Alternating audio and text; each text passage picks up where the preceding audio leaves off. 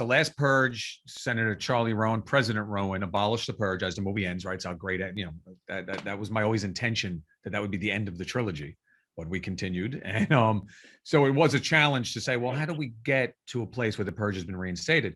So we kind of took, as there's a new regime that has been voted into power that has very different policies on the purge than Senator Charlie's regime. So that was kind of, we layered that into the first 10 minutes of the film, I think, in a kind of narrative style, that there's a new regime change. The new founding fathers have been voted back in, kind of the bad guys have been voted back into the presidency, and they've reinstated the purge immediately. I've written every purge. I directed the first 3, wrote 4, and then wrote 5. I think what excited me about this one, initially what excited me about this one, and this has since changed, but that it was going to be the final purge. So my answer kind of doesn't really hold, because now that's no longer true. But that was the initial thought. It was kind of the end of America, how the virus of the purge was going to end the country. We were saying that, but maybe there was hope there was going to be a revolution. But that was really the kind of the initial thought, was that America would just be burning at the end of it. Very nihilistic ending. But then we changed it. We said there's people fighting back, and maybe there's hope in America. And then I woke up 3 months ago and came up with an idea for Purge 6. So that's changed since.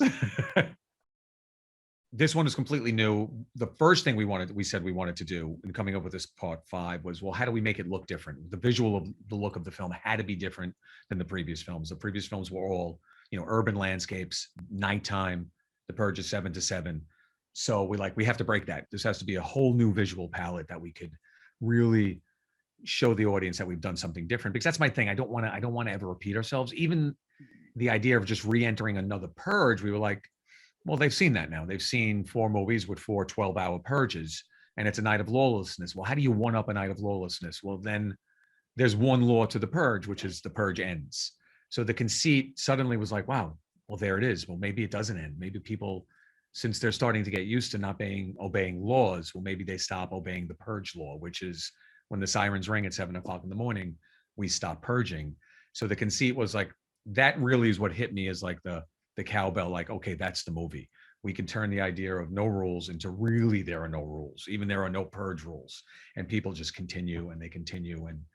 And we thought that was a nice way to take 5. Creating this barren landscape, using desert regions, going into New Mexico, it created what we started to realize was this kind of noir Western, this modern day Western or Mexican Western towards the end. And again, that was really planned to make sure it looked different than the previous purges, so the audiences didn't think we were repeating ourselves.